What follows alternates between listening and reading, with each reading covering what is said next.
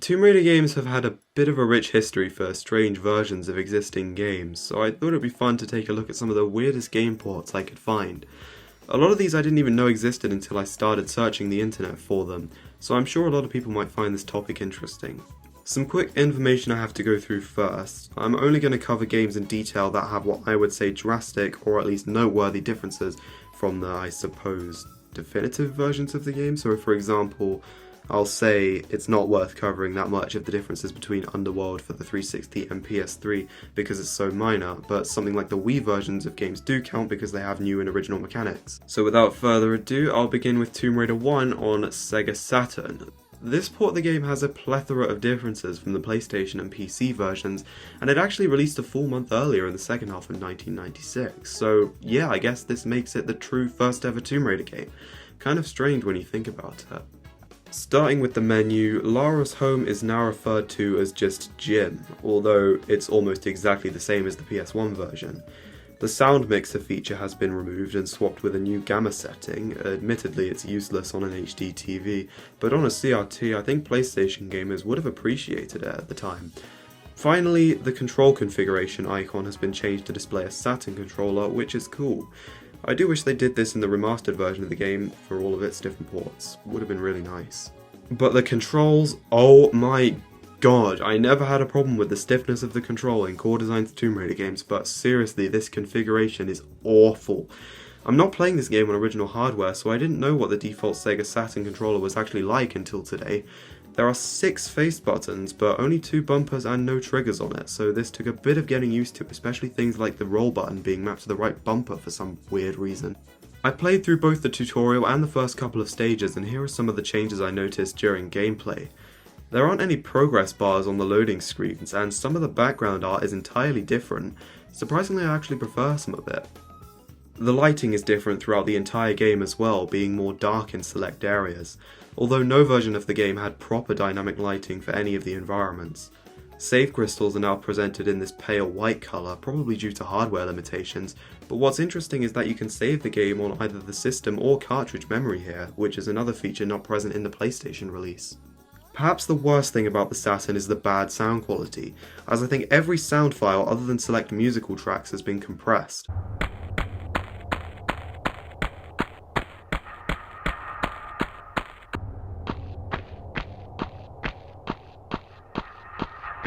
As I'm emulating this game, I did notice that the file size of the game's ROM was also a lot smaller here, which again is likely the result of some type of hardware restriction. Finally, for all the additions that this port does offer, the simple fact is that it doesn't run very well. Not only does the game look worse in terms of fidelity, but the frame rate absolutely tanks when trying to render any sort of large environment. I know I haven't played through the whole game here, but seeing as this is clearly well below 30 FPS in the bridge room of the first level, I can only assume it's much worse in the many more larger rooms to come. Check it wasn't an issue on my end. I looked at a couple of long plays on YouTube, and while it's not Sonic Unleashed on PS3 levels of choppy, it comes quite close in the bigger stages like the Cistern. It is, however, really great that Tomb Raider games have mostly been accessible on multiple platforms historically. There's been so many exclusivity contracts over the years, but ultimately I'd rather an overall inferior port for other platforms existed than straight up didn't. Now there are 2 more versions of Tomb Raider 1 I'd like to talk about, and they are both mobile ports of the game. If you thought Core Design was crazy for already getting the whole of TR1 working on a console that was at the time notoriously difficult to program 3D games for, then you won't believe that they were also able to get it going on a Nokia cell phone from 2003. Yeah, this exists. Not only is it insane that I'm only now finding out that Nokia, of all companies, made a phone specifically designed for playing handheld games, but you can also play the entire AAA PlayStation game on the thing, and get this, it runs and looks better than the Saturn version.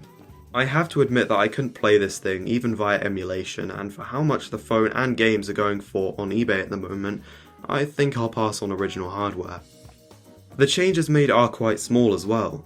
The biggest of which is the removal of the cutscenes, which have been replaced with scrolling text.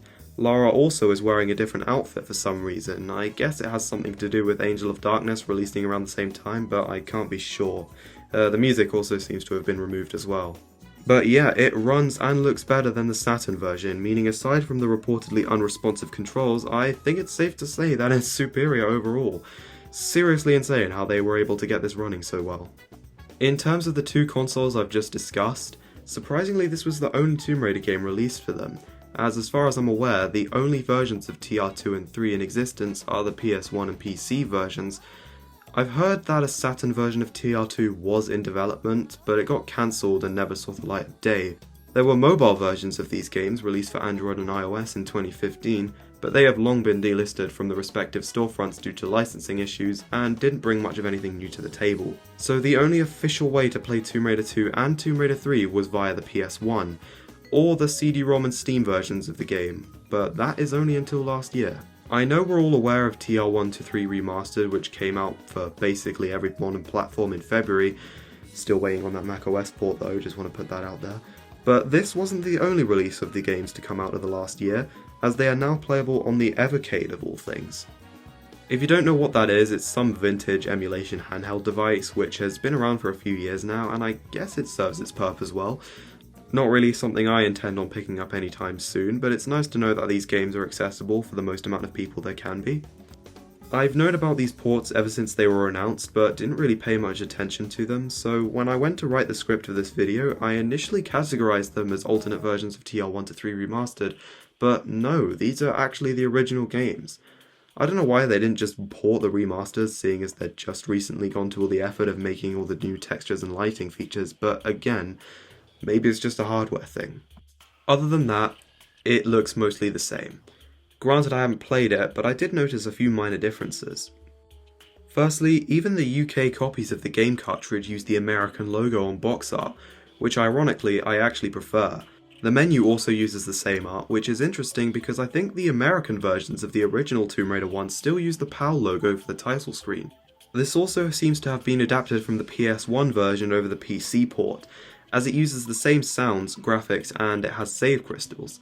The best thing about this version is they didn't just take the awful original release of Tomb Raider 3 for console and put it on this handheld. The issues with everything being too dark are no longer present, thankfully.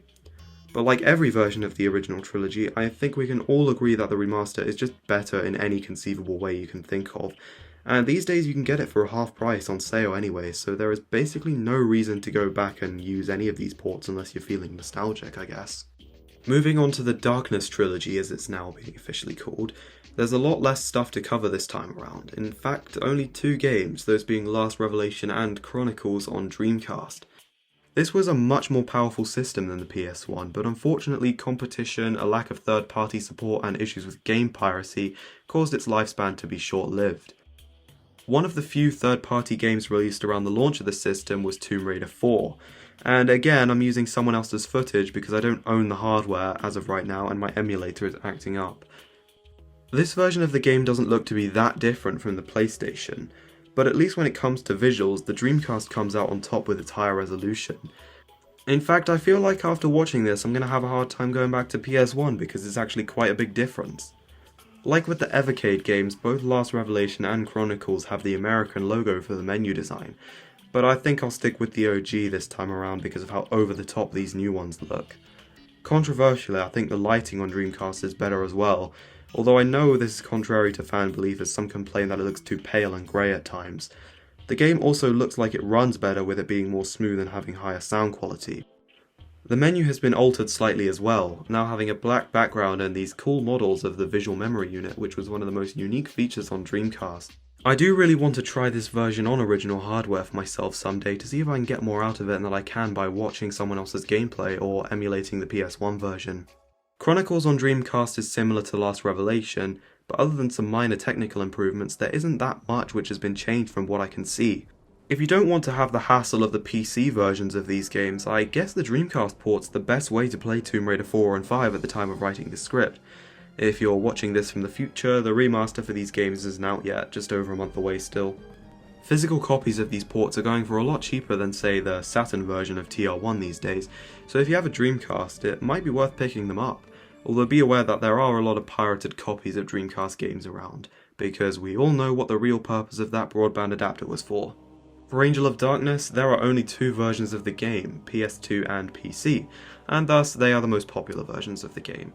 It would have made sense to port AOD to GameCube and Xbox among other platforms after the exclusivity contract was over, but from a business perspective, I suppose Eidos may have wanted people to forget about the game because of its critical reception, but at least it's being remastered on modern platforms next month.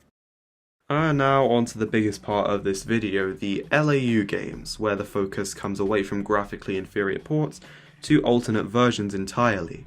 Legend was regarded as the entry that saved the franchise from failure when it released in 2006, but some of the changes made to the Tomb Raider design philosophy, which were translated into the following two games, took away a lot of what made the original series special.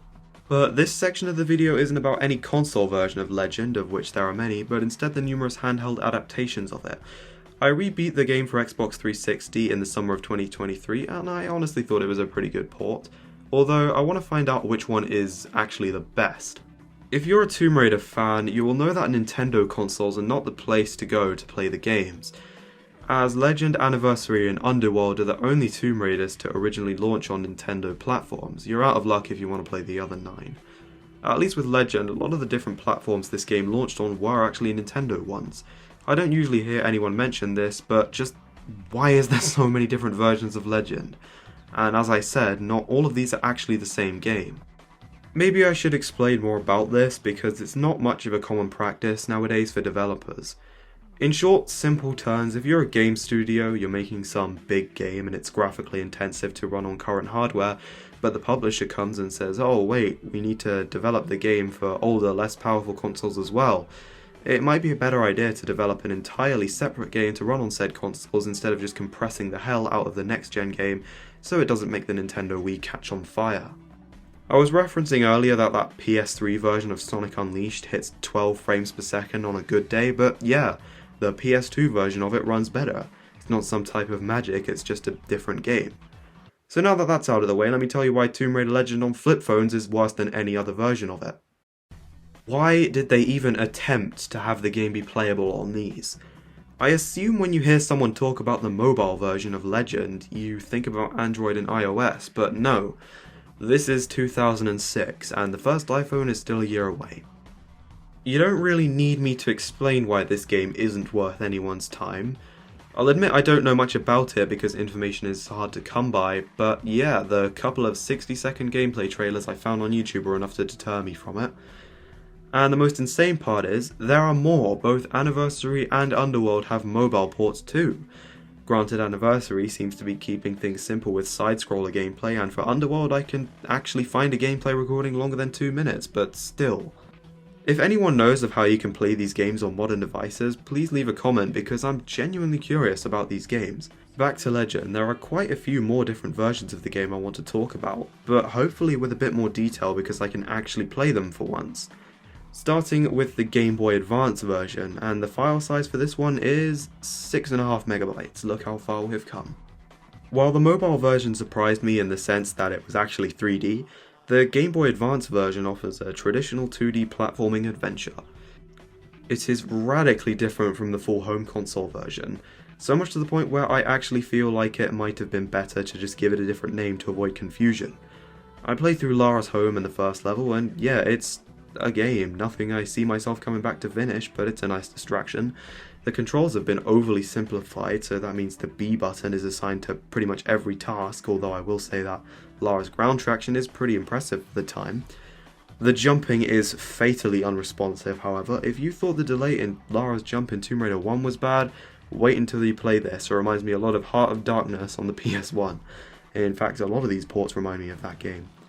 My favourite thing about this version would have to be the cutscenes. While Tomb Raider 1 on Nokia phones just gave us scrolling text over a static background, Legend on GBA gives us these comic book strip adaptations of the scenes from the console counterpart, and I have to say the effort pays off.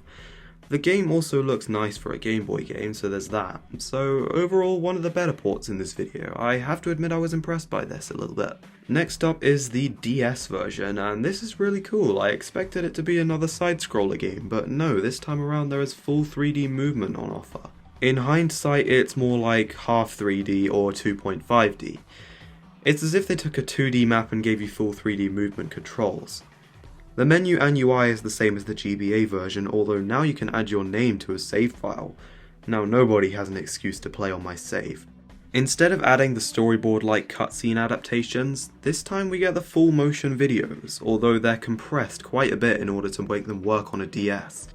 It's nothing so drastic to the point where you can't make out what's going on the screen, but I'd rather they just use the same cutscenes from the GBA. The game looks impressive for an early DS title graphically speaking, and this time around there are a few more features such as the grappling hook.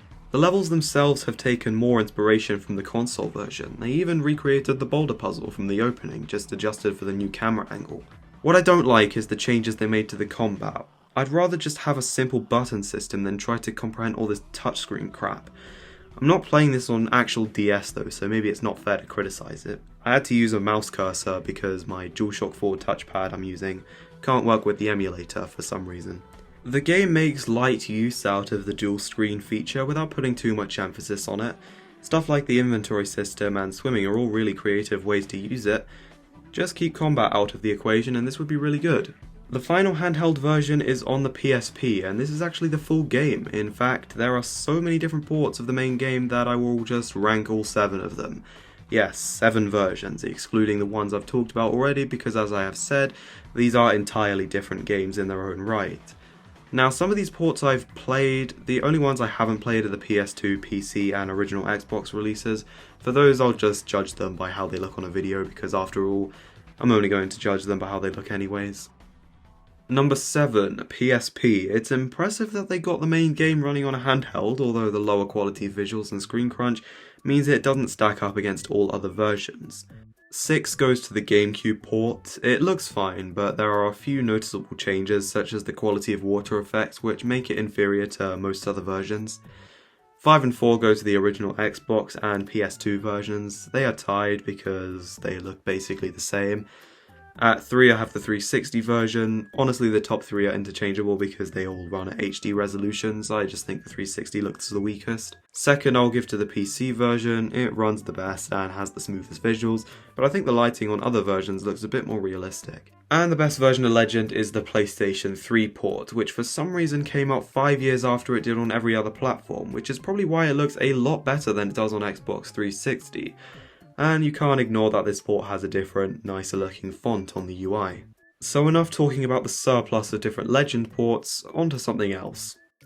Tomb Raider Anniversary is a game that has aged like milk visually and nobody can convince me otherwise. It doesn't matter which port has the best visual clarity, lighting, performance or whatever, there is no colour in this game at all.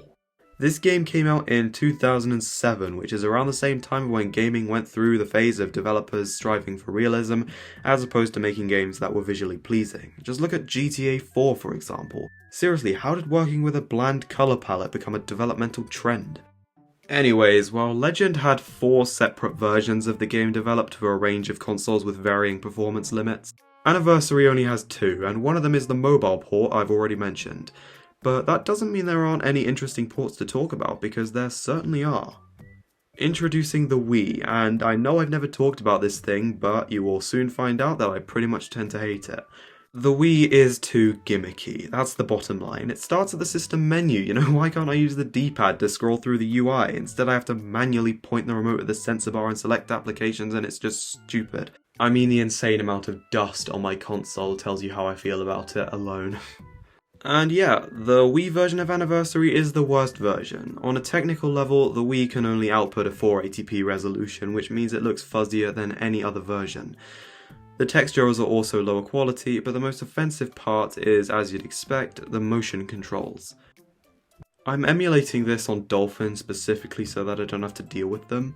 Whoever's idea it was to assign camera control to the Wii remote pointer is mental. It's just never going to be a good idea.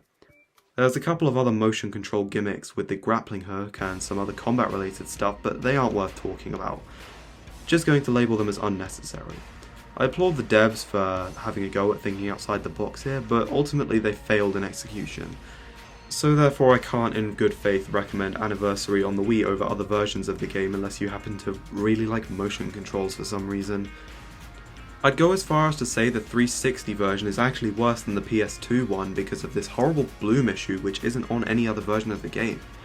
I replayed Anniversary on Xbox this year and I thought there was something wrong with my display settings initially, but no, this is the game. I'm sure some people don't care about this whatsoever since it's purely a cosmetic issue of mine, and the other thing is that like before, this game was probably designed to look better on CRT TVs as they were mainstream standard at the time. So maybe that makes the issue somewhat more excusable, although I don't know how validating that claim really is. The 360 does run at a higher resolution than the PS2, but I'd say for consistency, PS2 comes out on top. The goal of this video is not to critique these games in terms of design, I'll save that for another occasion, but I don't find myself enjoying any version of Anniversary, and unfortunately it's the only Tomb Raider game that I actively dislike. But if you're going to play it, do so on PS3 or PC if possible. Try to stay away from the 360 if you can, and avoid the Wii version like the plague. Contrary to a lot of fan belief, Underworld is one of my favourite Tomb Raider games. Most of the levels are an absolute blast to play, the action is there, it's got some decent atmosphere, and important for this video, the graphics are a huge improvement over previous entries. Underworld still has some of those grey, bland looking environments which took up 100% of Anniversary's runtime, but I think Thailand alone almost fully makes up for that. This time around, the 360 and PS3 versions both look amazing, although unfortunately the game only runs at 720p for both of them. Would be really nice if you could play these games at higher resolution on next gen consoles. I'm sure many of you clicked on this video to know about the hilariously bad PS2 remake of Underworld, but there is one other version I want to discuss first. It's another DS game similar to Legend, but I think this is probably my favourite handheld adaptation of a console Tomb Raider game I've played so far in my short time with it. Might go back and finish this one if I have some time to kill. It drops the whole pseudo 3D gimmick from Legend's DS port, and while that might seem like it makes the game worse, I actually think they're both equal. There is no more stylus combat stuff now, the harpoon gun works by just pressing a button. They compressed the cutscenes again, but this time it's even worse. The Game Boy version of Legend did this way better. I do think it's funny how in the Burning Manor sequence the HD version is super chaotic and fast paced while the DS opts to encourage Lara to spend some time gathering optional collectibles and with no dramatic music to go along with it. But the more widely known alternate version of Underworld is the last gen version for PS2 developed by BuzzMonkey under Crystal Dynamics' supervision. I've heard a lot of people bash this version of the game for its piss poor quality and therefore I was intrigued to see if the hate it gets makes sense.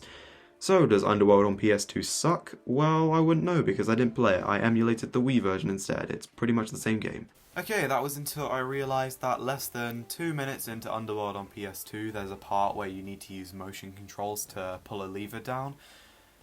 Do you know what I mean about Wii games? Like, why can't they just have a button assigned to doing that instead of using the stupid gyro controls? So now I can't record my own footage because, well, I can't calibrate the stuff to work properly on the emulator, so gonna have to use a mix of my own footage and some long plays I can find on YouTube, so sorry about that. Due to the next gen version of Underworld being much more graphically intensive, it couldn't just be ported to older consoles in its current format using the same measures taken for Legend and Anniversary. This time around, much more cuts had to be made. Unfortunately, this means Underworld on Wii and PS2 has been severely butchered, and not just visually. There is a large number of cuts made to the game, even having entire sections of levels being removed. The game doesn't run very well either, it's poorly optimized and it lags whenever it feels like it. Cosmetically, the game is inferior to the 360 and PS3 versions in every conceivable way. The environments look completely soulless and some of the models look like they were made in Roblox.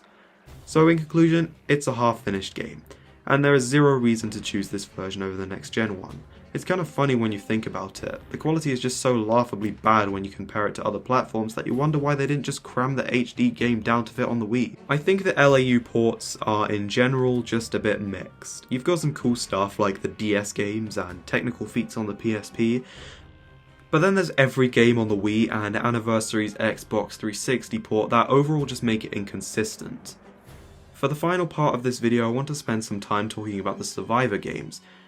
All of these games have had some kind of re-release, but even then, and in between the different versions, there isn't much worth talking about.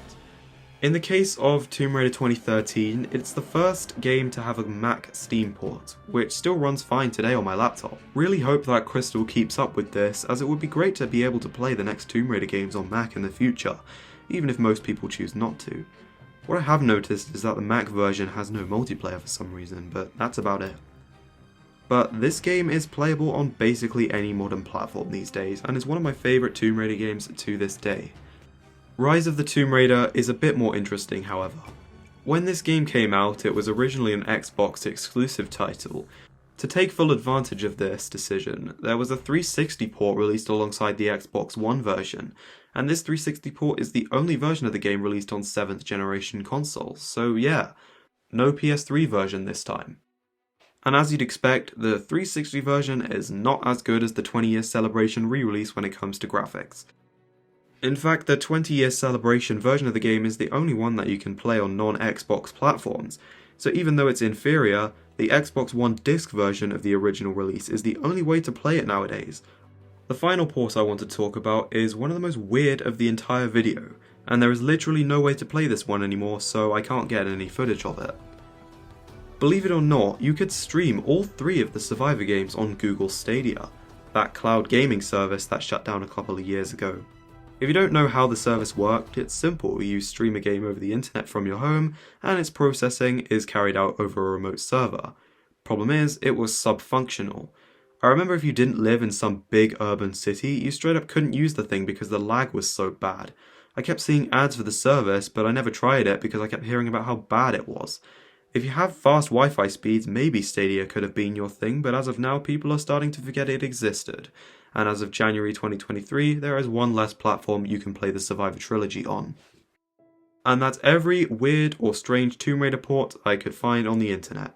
I know I didn't fully complete any of them, so if there's anything I missed about these games, share it in the comments section, because I found a lot of interesting things while making this video.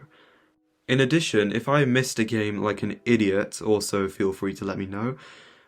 But other than that, thanks for staying through to the end, and I'll hopefully be back next month when 4 to 6 Remastered is out.